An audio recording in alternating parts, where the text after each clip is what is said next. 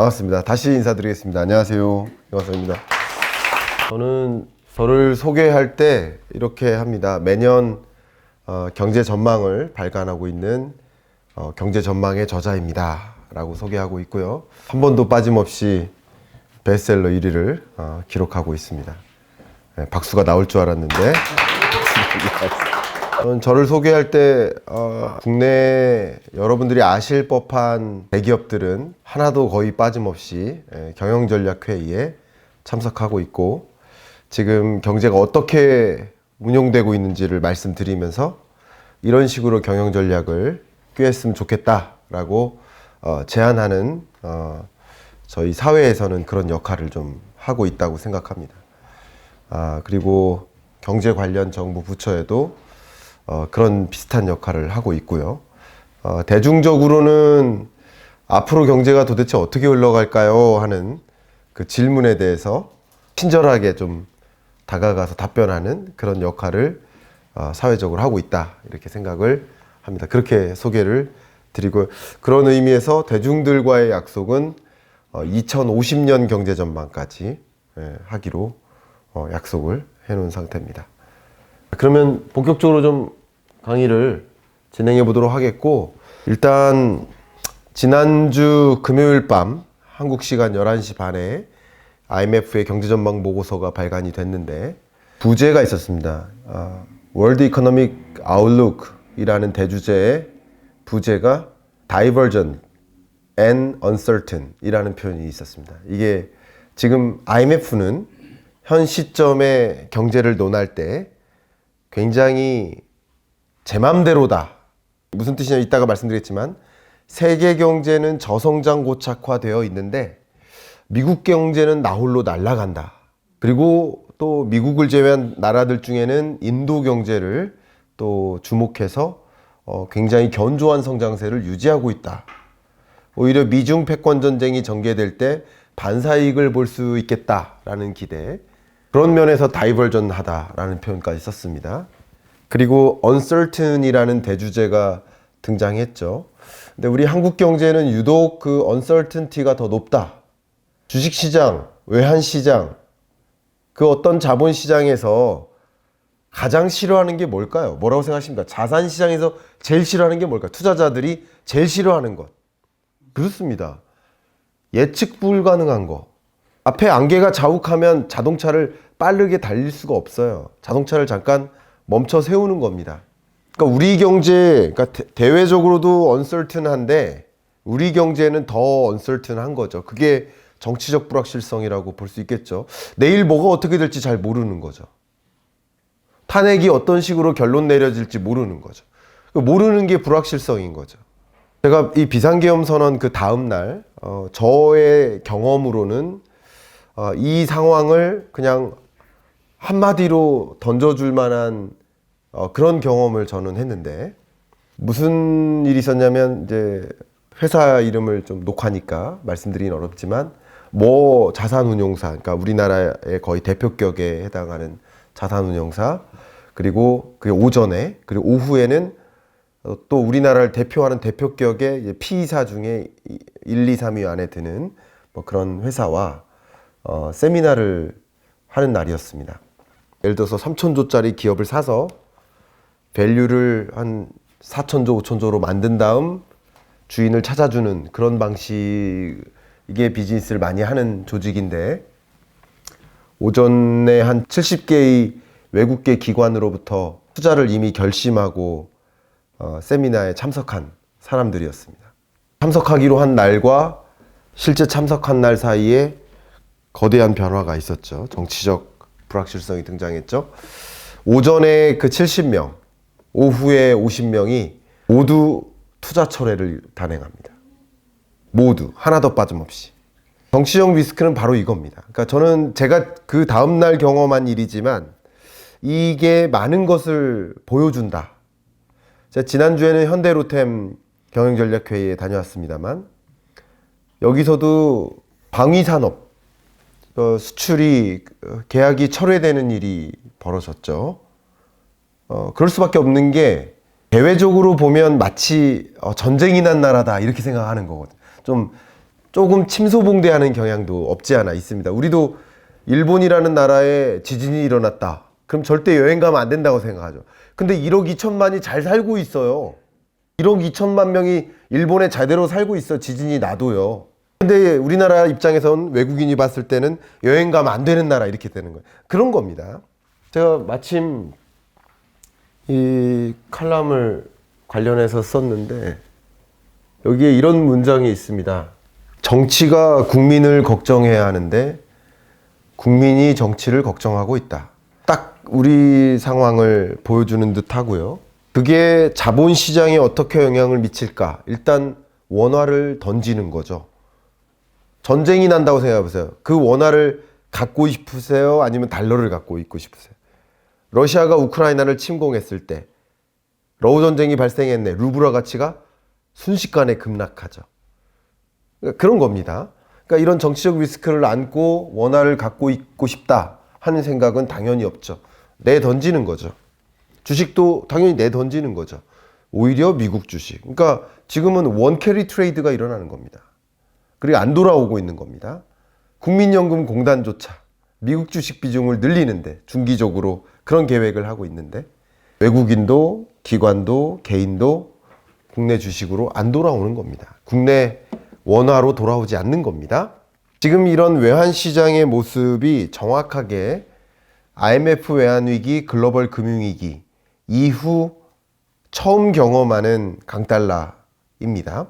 그만큼 원화 가치가 상당히 절하되어 있다 이렇게 평가할 수 있겠죠. 다만 예의주시하셔야 될 게 IMF 외환위기 때는 원화 가치가 순식간에 급락해서 스파이크를 찍죠.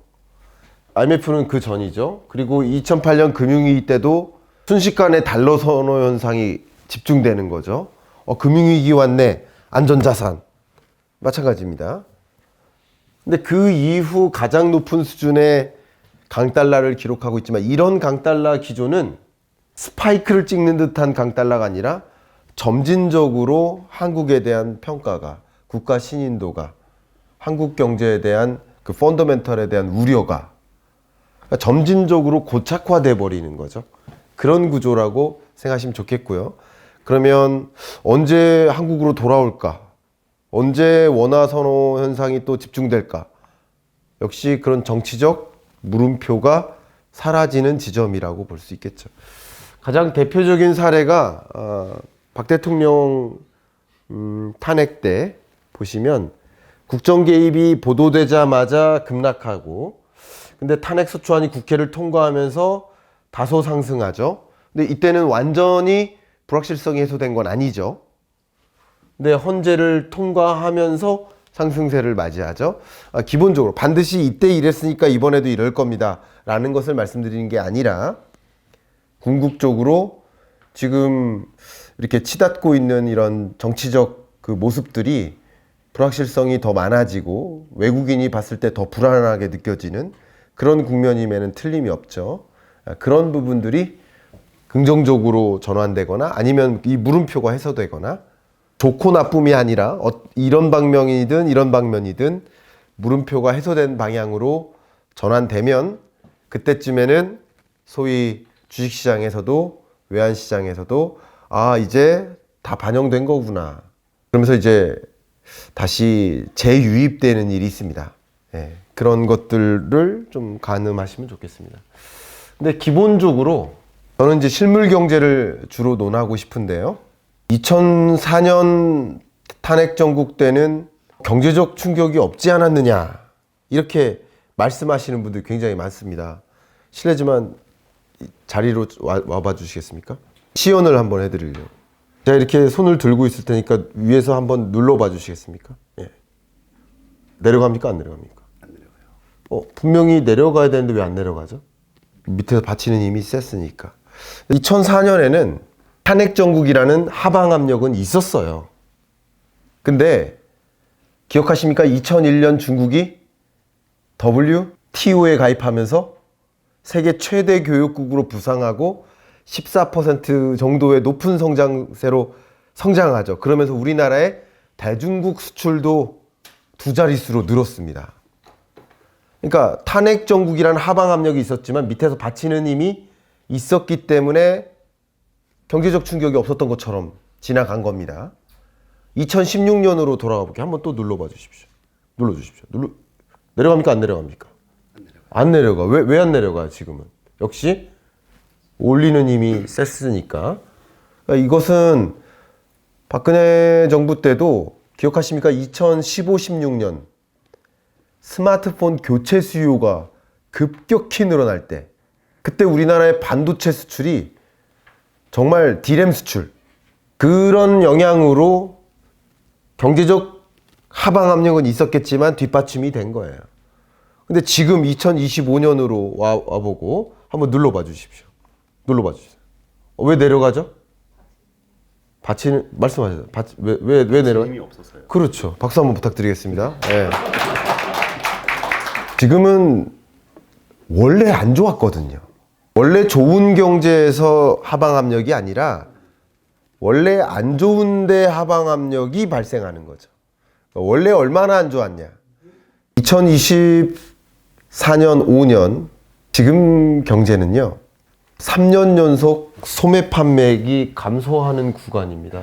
제가 실물 경제를 연구하는 내내 3년 연속 소매 판매액이 감소했다 하는 것은 처음 보는 일이죠.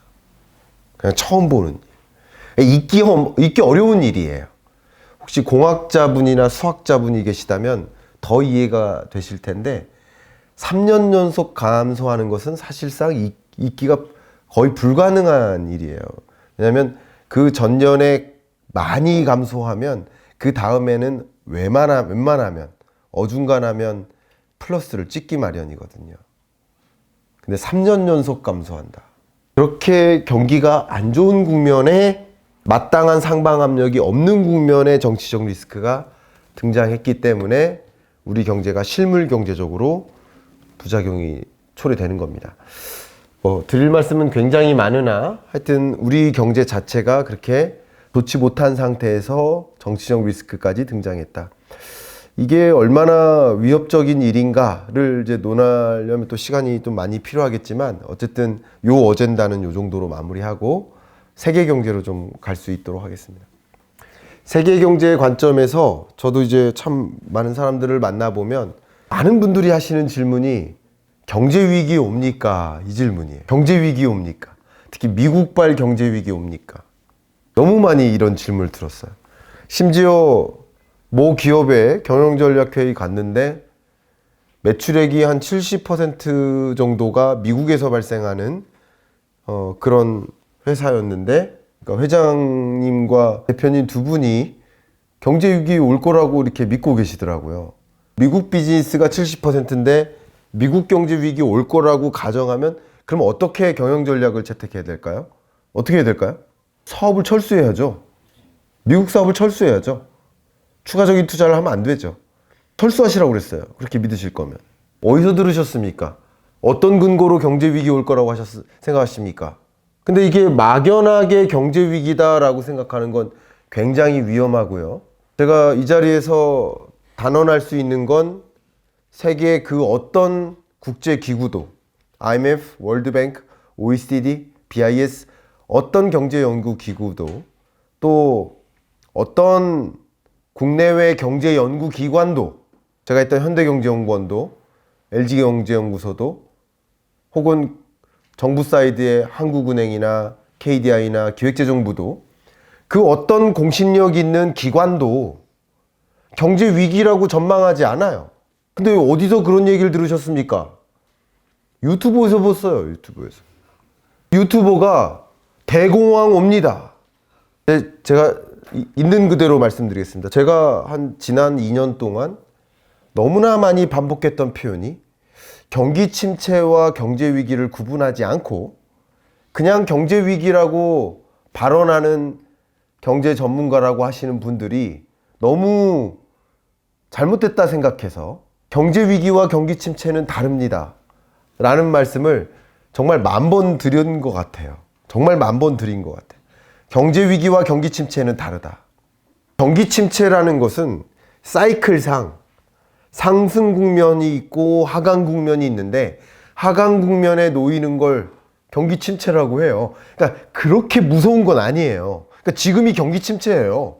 매출이 늘기도 하고 줄기도 하고 늘기도 하고 줄기도 하는데 늘어나는 국면이 아니라 줄어드는 국면이 경기 침체예요, 이른바. 근데 경제 위기는 이 사이클이 아닙니다. 사이클을 무시한 채 폭삭 주저앉은 거, 구조적으로 통제할 수 없는 수준으로 주저앉고 내려버린 거, 그게 경제 위기인데, 경제 위기라고 주장하는 그런 전문가들을 저는 채널에 초대해서 토론을 해요. 왜 경제 위기라고 생각하냐? 어떤 근거냐? 아닌데요, 아닌데요. 알고 봤더니 경기 침체를 경제 위기라고 생각하더라고요. 우리가 근래 역사상 경제 위기를 경험한 게 이렇게 4번 있어요. 이게 경제 위기예요. 그러니까 경제 위기의 이유는 다르죠. 외환 위기는 예를 들면 우리나라 같은 주요 아시아 국가들이 대외적으로 채무를 변제하지 못할 때, 팬데믹 경제 위기 때는 팬데믹이라는 외재적 변수 때문에 경제 활동이 급격히 수축돼서 기본적으로 사이클을 무시한 채 폭삭 주저앉아 버리는 거예요. 그러니까 이런 게 경제 위기예요. 그럼 지금 경제는 어떤 경제냐? 평년 성장률을 밑도는 경기 침체 국면이죠. 어렵지 않은 경제다라는 뜻은 아닙니다. 어렵습니다. 너무 어려워요. 작년에도 어렵고 재작년에도 어렵고 또 이어서 올해도 역시 어렵습니다. 너무 어렵습니다.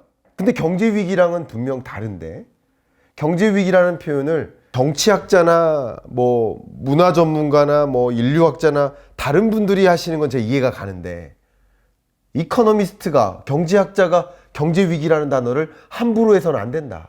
절대 안 된다. 왜냐하면 경제 위기일 때의 대응 전략과 경기 침체일 때의 대응 전략이 완전히 다르거든요. 근데 함부로 경제 위기를 상정해 놓고 기업의 의사결정, 가계의 의사결정, 가계는 어떻게 될까요? 경제 위기가 올 거라고 믿으신다면 어떻게 될까요? 전액 현찰이죠. 전액. 은행 저축도 안 됩니다. 은행 저축도 불안한 거예요. 그러니까 경제 위기를 상정할 때와 아닐 때는 극명하게 다른데 함부로 경제 위기라고 상정한다. 경제 위기 온다라고 이 영상의 썸네일에 딱 박으면 500만 뷰 찍힙니다. 근데 경제 위기 안 와요. 이렇게 하면 한 10,000명 보십니다. 근데 유튜버들은 조회수를 위해서 그렇게 달려가는 겁니다. 심지어 뭐 채널에, 그 채널을 폄하하려고 드리는 말씀이 아니니까 오해하지 말아주시고, 뭐 채널에 출연해서 지금 이 얘기를 했어. 이렇게 경제 위기와 경기 침체 다르다. 근데 그 채널에서는 한 150만 정도 되는 규모의 큰 채널에서는 썸네일에 지구와 소행성이 부딪히는 장면과 제가 유독 인상 쓰고 있는 이런 모습을 같이 붙여놓고 뽀라질 겁니다. 이렇게 문장을 썼더라고요. 뽀라질 겁니다. 그러니까 더 많은 사람들이 더 노출되어 있죠. 어떤 거에 더 노출되어 있죠? 자극적인 거예요. 그래서 제가 여러분께 꼭 드리고 싶은 말씀이, 여러분이 스스로 판단하셔야 된다. 그 말씀을 좀 드리고 싶습니다. 제가 오늘 강의의 원래 초반부에 이 그림을 보여드리기 시작하려고 했는데 지금 보여드리려고요. 제가 개인적으로 참 너무나 좋아하는 그림입니다. 이 그림이 뭘 의미하는 것 같으세요? 혹시 이 그림이 4명의 시각장애인이 길을 안내받고 있는 모습입니다. 그리고 그 길을 안내하는 자가 있는데 그 길을 안내하는 자도 시각장애인입니다. 그래서 길을 안내하는 자가 넘어지는 모습이고, 그래서 이 4명도 곧 넘어지겠구나 함을 묘사하는 그림입니다. 내가 스스로 눈을 떠야 한다. 이 말씀을 강조하고자 합니다. 내가 눈을 감고 있으면 나를 안내하는 자가 맞게 안내하는지도 알 수 없죠.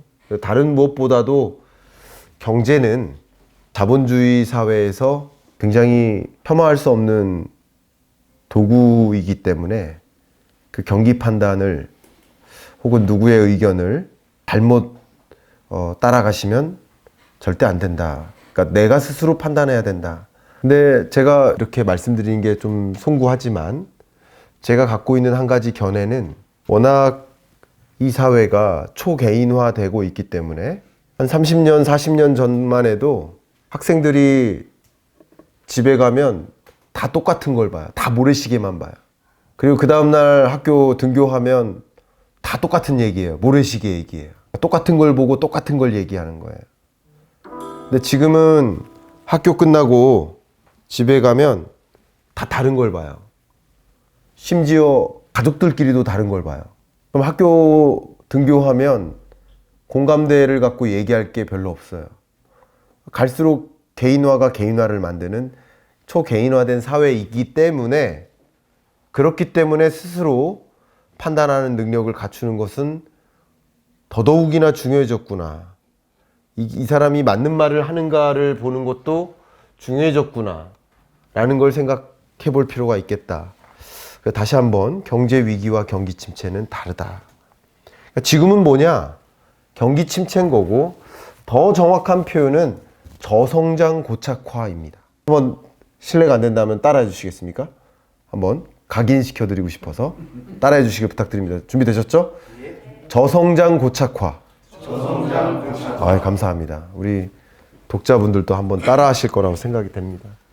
IMF도 OECD도 월드뱅크도 세계 경제의 평년 성장률이 3.7%였다면 아예 그 수준으로 돌아가지 못하고 저성장 고착화돼 버린다 라는 표현을 썼습니다. 월드뱅크도 마찬가지예요. 기준이 조금 다릅니다. GDP를 추계하는 기준이 다르기 때문에 얘네 둘하고 얘는 같은 숫자가 좀 아닙니다. 얘는 구매력 평가 기준이고 얘는 시장 환율을 쓰니까 그냥 다른 거라고만 생각해 주시고, 어쨌든 각자가 봤을 때 과거의 성장률을 유지하지 못하는, IMF는 뒤틀렸다라고, distorting, 뒤틀렸다로까지 표현합니다. 뒤틀려서 재전으로 못 돌아가는 거죠. 저성장 고착화돼 버렸다라고 가정하시면 도움이 되겠습니다. 지금부터 좀 간략간략하게 몇몇 국가들을 좀 보여드리겠습니다. 중국은 이렇게, 이 그래프 하나로만 말씀드릴게요. 중국 경제야말로 저성장 고착화. 그러니까 물론 중국은 과거의 고성장에서 이제 중성장으로 내려온 거고, 저성장이라는 표현을 쓰기가 좀 어색하죠. 4%대, 5%대 성장하는 나라를 저성장이라고 보긴 어렵죠. 근데 과거에 비하면 저성장화되고 있다, 이렇게 표현하는 게 적절하지 않을까 의견입니다. 근데 아마도 어쩌면 이 자리에 서시는 다른 연사분들 중에, 특히 중국 전문가분들이 중국은 망했다, 중국은 끝났다, 그렇게 말씀하실 수 있어요. 그리고 그렇게 얘기하면 조회수는 더 높습니다. 근데 저는 마치 그 모습을 보면서, 물론 제가 중국에 얼마나 살았냐 물어보시면 한 2주 정도 사는 것 같아요. 근데 중국에서 살았냐, 중국에서 연구했냐, 중국에서 살았으면 중국 전문가입니까? 여기 앉아 계신 여러분들 한국에서 40년, 50년 사셨으니까 한국 경제 전문가세요? 오히려 중국에서 살면서 중국 경제 연구한 사람들은, 죄송한 표현이지만 코끼리의 발톱이 몇 개 있는지 아세요?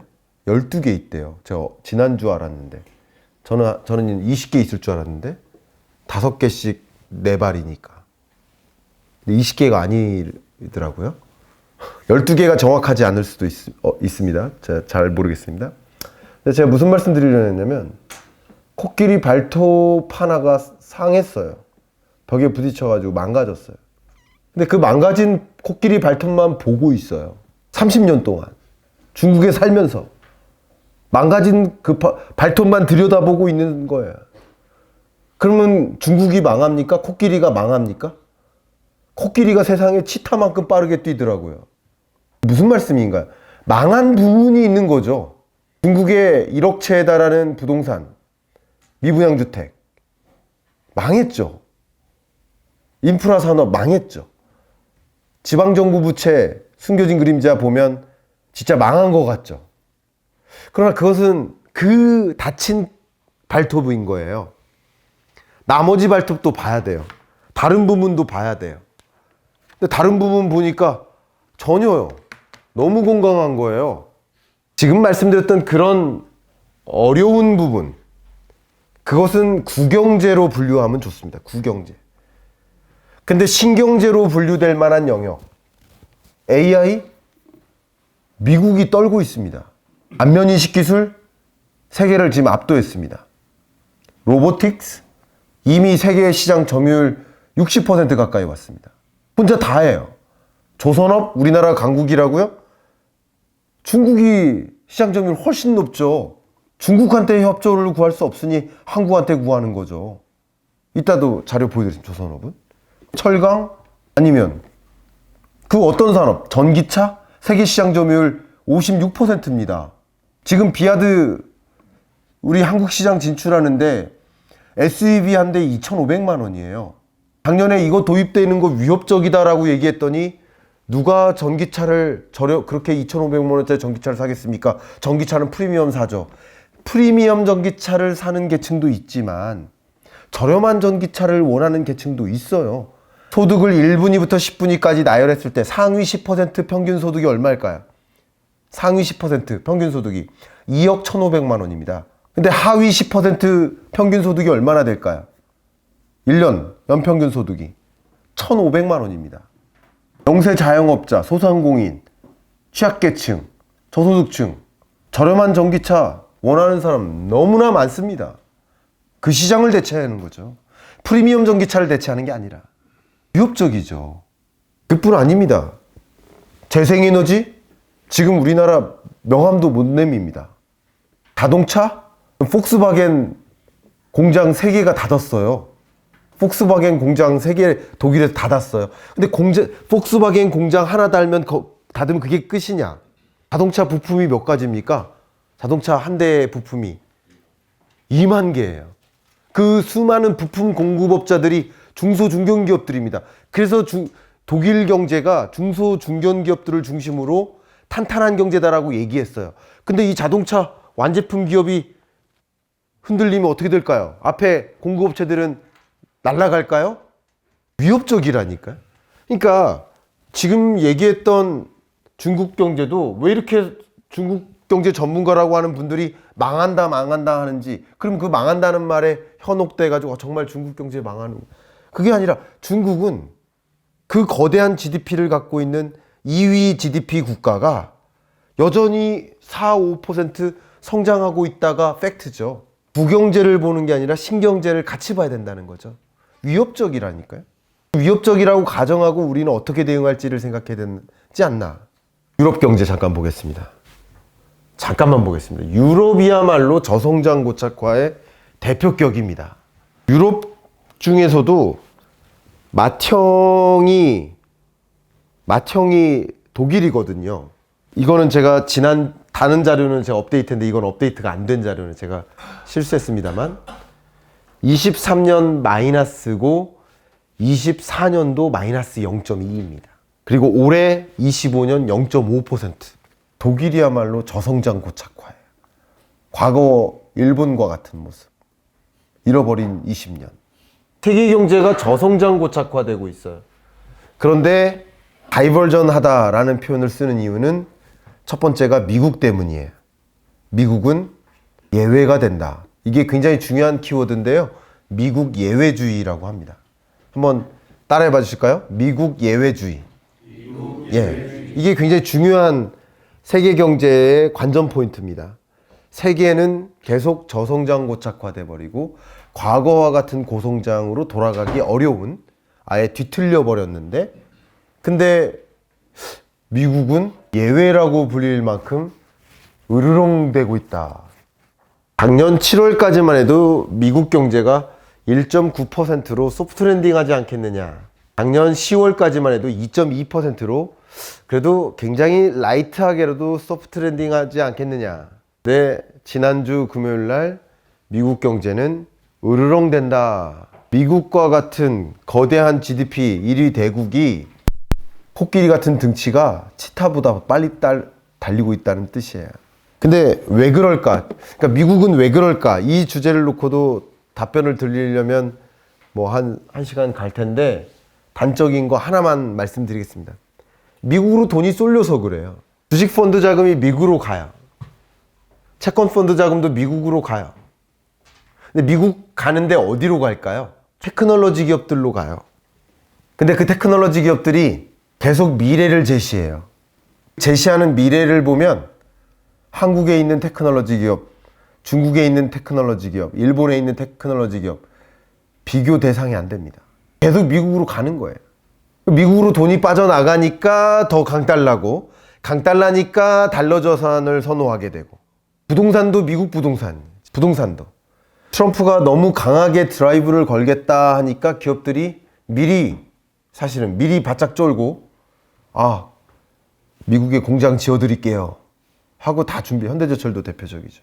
저도 지난 여름에 아틀란타 다녀왔는데 거기 현지 공장을 늘려나가는 과정에서 어떤 일이 있을까요? 예를 들어서 아틀란타에 SK 배터리, SK 온 공장을 진짜 어마어마하게 짓고 있는데, 그럼 SK 주재원들이 가야 되거든요. 300명 가야 됩니다. 근데 아틀란타에 집이 없습니다. 집이 부족해요. 그게 문제입니다, 지금. 기업들이 풀어야 될 숙제입니다. 집이 없는 거예요. 그래서 부동산 중개 회사들이 자기들이 땅 사서 지어요. 정말로. 집이 너무 부족해서. 자기들이 사서 짓고 그걸 내줘요. 중개업자가 개발업자가 되는 거야. 그러면 간접 투자 자금도 미국으로 쏠리고, 직접 투자 자금도 미국으로 쏠리고, 돈은 다 미국으로 빨려가고, 강달러가 기반이 되고, 미국의 실물 경제는 견조하고, 고용을 이끌고, 고용한 취업자들이 소비하고, 소비하니까 또 투자하고. 근데 특히 주식시장만 잠깐 코멘트 해보면, 지금 퀴즈 나갑니다. 전체 세계 시가총액에서 미국의 시가총액이 몇 %나 될까요? 한번 찍어봐 주십시오. 몇 % 될까요? 70%? 그렇게는 아닙니다. 네. 그렇게는. 네. 25%? 자, 세계 GDP에서 미국 GDP가 25%입니다. 예. 그럼 주식은 몇 프로일까요? 주식으로 따지면. 그런 것도 좋은 추정이죠. GDP는 25%인데 시가총액에서는 40% 뭐 이런 느낌. 지금 55%입니다. 33%였었다가 40, 50, 60에 가깝게 가고 있습니다. 이 짙은 색, 파랑색을 이쪽 축에 보셔야 됩니다. 이쪽 축 아니고요. 이 파랑색은 오른쪽 축, 하늘색은 좌측. 그런데 많은 사람들이 주식시장 하면 이렇게 물어봐요. 그럼 버블 아닙니까?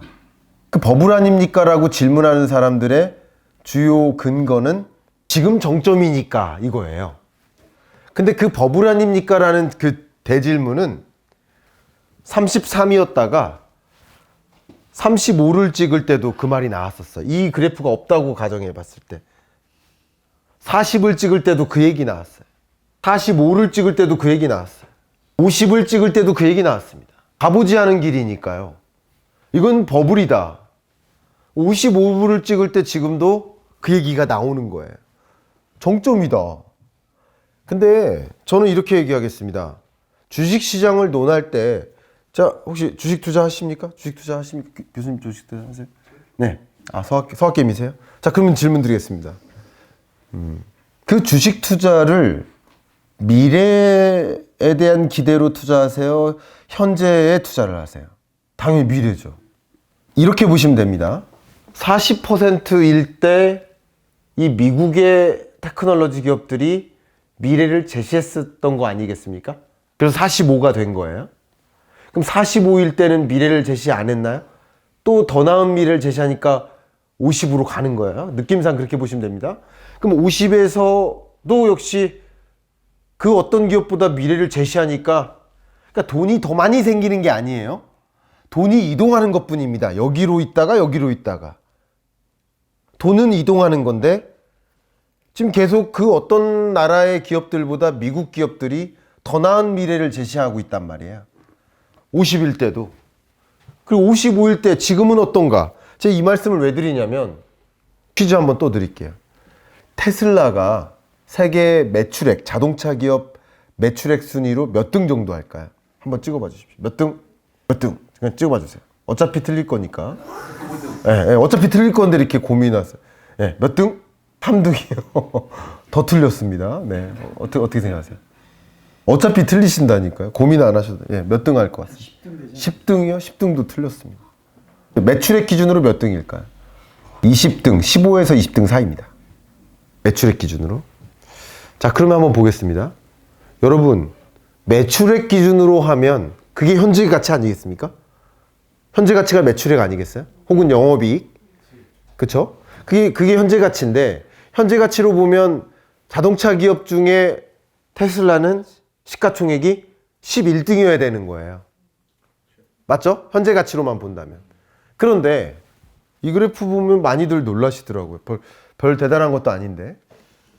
테슬라 혼자서 매출액 상위 기업 10대 기업의 시가총액을 더한 것보다도 높아요. 왜 그럴까? 그러니까 미래가치인 거예요. 미래가치.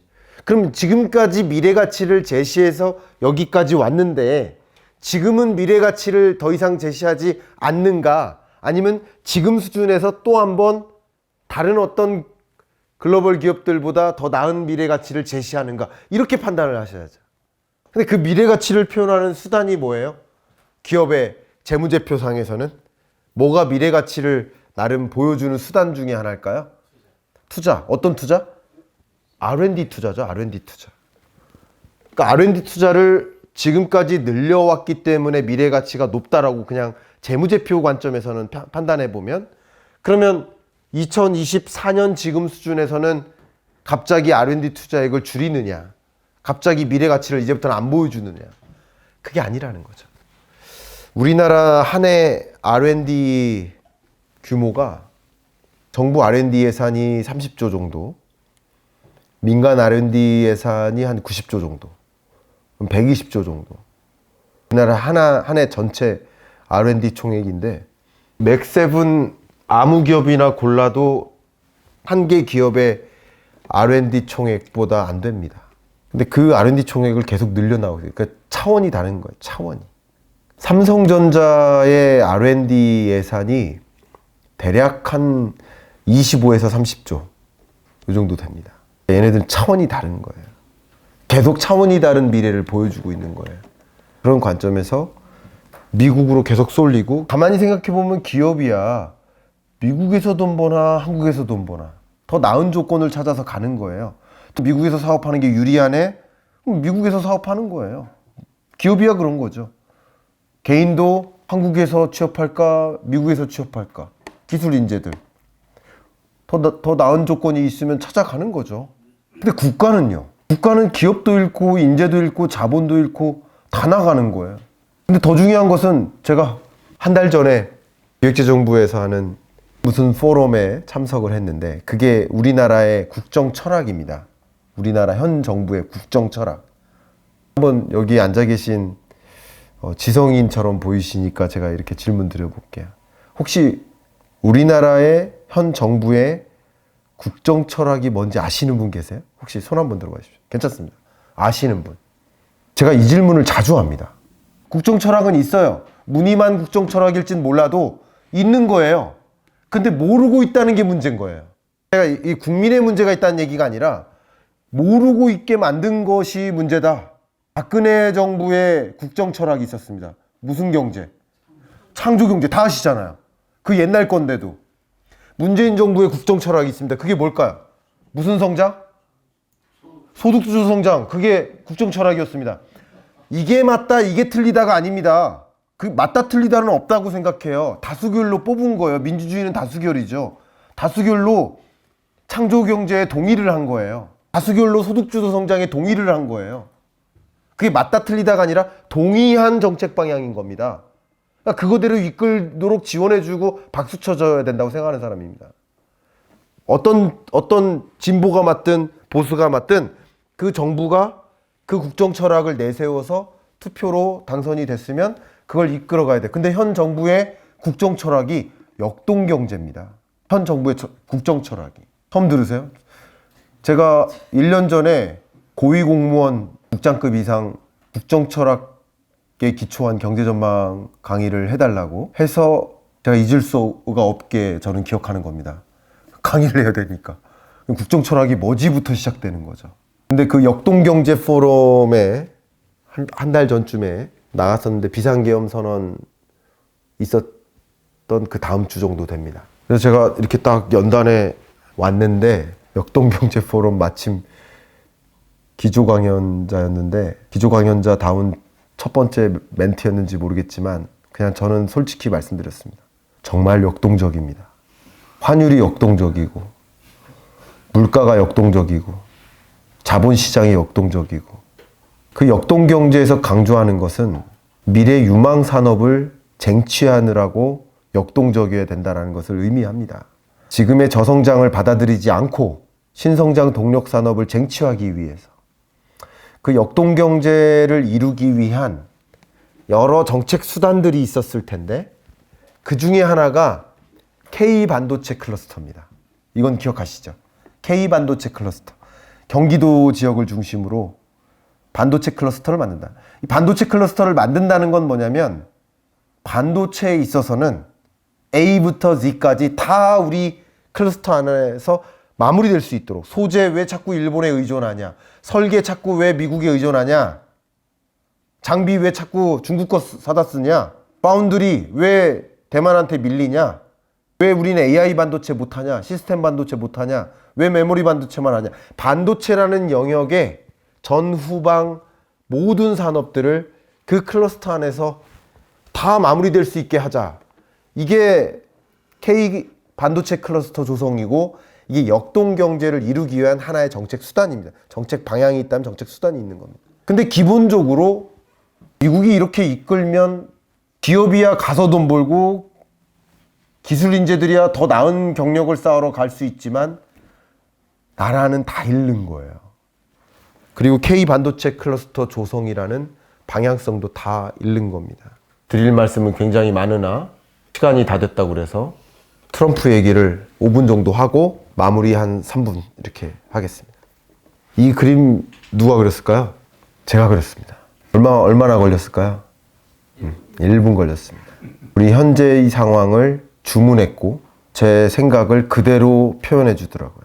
대한민국이라는 배가 있는데 앞에 거대한 소용돌이가 일고 있다.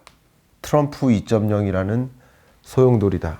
그런데 우리나라는 이 배는 그 소용돌이를 잘 우회할지 아닐지가 걱정인 게 아니라 스스로 배가 난파될까 걱정이 된다.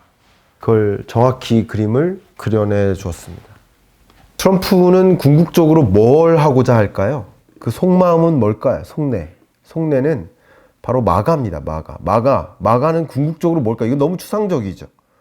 근데 마가는 궁극적으로 뭘 하고자 하는 걸까요? 앞에 말씀드렸던 반도체를 비롯한 7대 미래 유망 산업이 있습니다. 반도체뿐만 아니라 우주산업, 자율주행, AI, 반도체, 전기차 배터리, 마지막으로 로보틱스. 이 7대 유망 산업이 다 일론 머스크의 비즈니스예요. 근데 일론 머스크한테 GEC를 만들고 GEC 위원장을 맡기죠. 급으로 따지면 기재부 총리 윗단이죠. 굳이 급으로 나눈다면 부통령 다음이니까. GEC가 쉽게 말해서 뭐를 통제하는 거냐? 법과 돈을 통제하는 겁니다. 돈은 연방정부 예산을 왜 이런 데다가 써?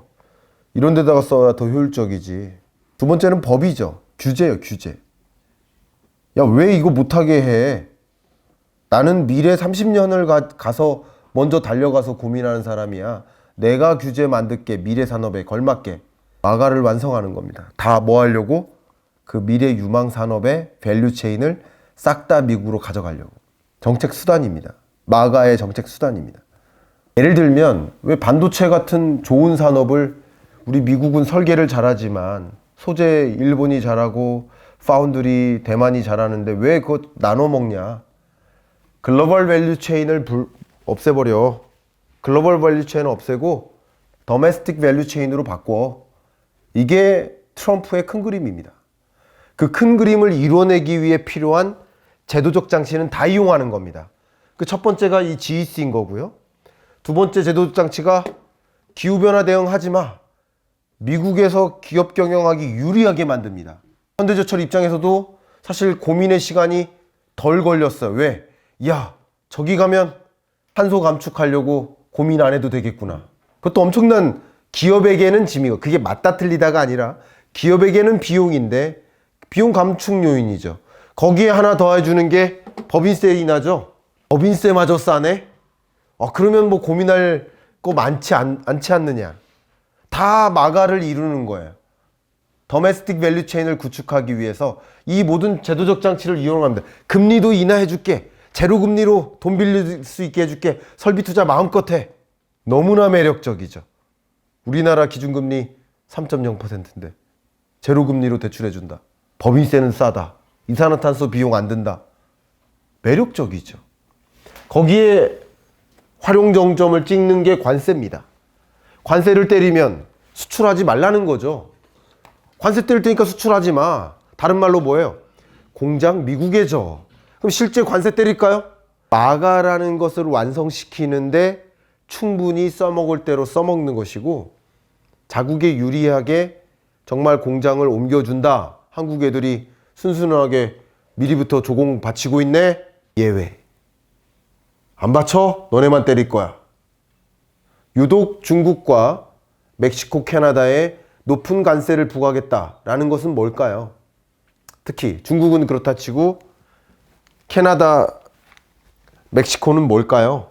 FTA입니다. FTA가 있기 때문에 많은 다국적 기업들이 미국에 공장 안 짓고 멕시코에 짓고 캐나다에 짓는 겁니다. 무관세로 수출하면 되잖아요. 관세를 끌어올려야 되는데 FTA 때문에 안 되는 거예요. 그러니까 당연히 FTA도 전면 재편, 폐기 이걸 추진하죠. 그러니까 이게 마가예요. 그러니까 트럼프의 큰 그림이에요. 심지어 전쟁을 멈춰 세우고자 하는 것도 궁극적으로는 뭐냐면, 전쟁을 멈출 때 우크라이나 땅 러시아 니네가 마음에 드는 것만큼 줄게 하고 멈추는 거죠.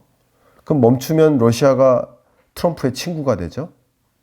그리고 김정은은 이미 러시아 동생이다라고 선언했죠. 같이 딸려오는 겁니다. 그러면 중국이 어떻게 될까요? 비로소 고립되는 겁니다. 잘 생각해 보시면 바이든 정부는 외교 정책이 가치주의, 이념주의였어요.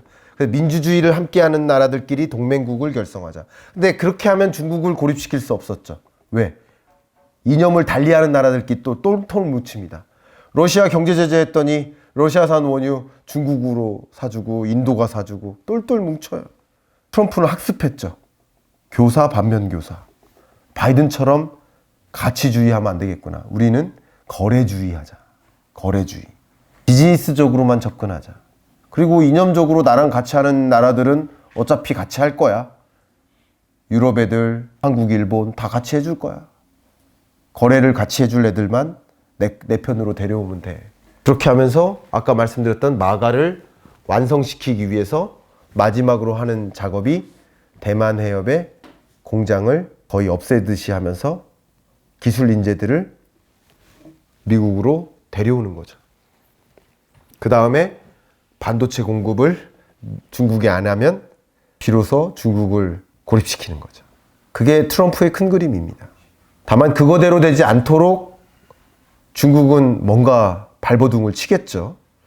근데 그런 와중에 어떤 일이 있을까? 제가 지난주 기재부 통상 관련 자문회의 가가지고 제가 일부러 좀 화를 내듯이 말씀드렸는데, 화를 낸 이유는 제발 이 안건이 위로 올라가기를 바라는 마음에서. 왜냐하면 통상적으로는 차관급이 주재해야 회의에 차관도 없고 국장도 없더라고요. 과장급이 주재를 하더라고요. 그래서 여기서 논의된 주제가 위로 안 올라가겠구나 하는 생각에 일부러 좀 반드시 올리라고 좀 화내듯이 얘기를 한 게 있는데, 그 화낸 것은 중국이 요소 공급만 차단할까라는 어젠다입니다. 지정학자들은 항공모함을 대만 해협으로 옮겨 세울 만한 대통령이다 라고 평가를 하고 있습니다. 그러면 한국에게 뭐를 요구할까요? 참전을 요구하겠죠. 그러면 중국이 어떻게 할까요? 요소 공급만 차단할까요? 기술 패권 전쟁의 시대, 반도체 못 만들게 할 수 있어요. 자동차 못 만들게 합니다. 중국이 요소 공급 차단이 아니라 히토류 차단하면, 게르마늄 차단하면, 리튬, 니켈 차단하면 우리는 GDP 0이 됩니다. 근데 지금 뭐 하고 있는지 모르겠다. 아무 생각이 없습니다. 이게 정책 공백이죠. 정책 공백이 너무 안타까워가지고 시스템적으로 잘 돌아갈 수 있도록 목소리를 더 내고 싶은 마음에 막 화를 냈었던 기억이 나는데, 그만큼 우리에게 주어진 경제 여건이 굉장히 혼란스럽습니다. 드리고 싶은 말씀 굉장히 많은데 시간이 다 됐다고 하셔가지고 마무리 말씀 드리겠습니다. 제가 코인 얘기를 해드렸어야 되는데 못하겠네요. 세계 경제가 2020년 팬데믹 때 이게 경제 위기죠. 아까 제가 말씀드렸던. 지금은 저성장 고착화죠. 저성장 고착화, 경기 침체, 어려운 경제. 우리는 어떻게 대응을 해야 될까요? 하는 그 대질문을 답변을 좀 드리고 가겠습니다. 1968년 멕시코시티 올림픽이 있었습니다. 높이뛰기 선수들이 뛰는데 하나같이 앞으로 굴러뛰기만 합니다. 네, 포스베리 선수가 등장했는데 처음으로 이렇게 등 뒤로 뜁니다. 그때는 이 뛰기의 이름이 없었습니다. 후대에 이 뛰기를 배면뛰기라고 정한 거죠. 배면뛰기 하는 모습을 보고 8만 명의 관중들이 깜짝 놀라가지고 일어납니다. 그리고 기립박수를 칩니다. 세계 신기록을 경신합니다. 금메달을 차지했고요. 그런데 왜 이 선수는 나홀로 등 뒤로 뛰었을까? 그동안의 모든 높이뛰기 경주는 바닥이 이렇게 맨바닥이었었어요. 2.5m 가까이 올라온 채 거기서 등 뒤로 떨어지면 많이 다치겠죠. 그래서 그 누구도 등 뒤로 뛰는 시도를 하지 않았었습니다.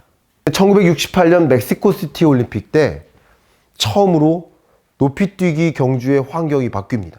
매트가 깔려.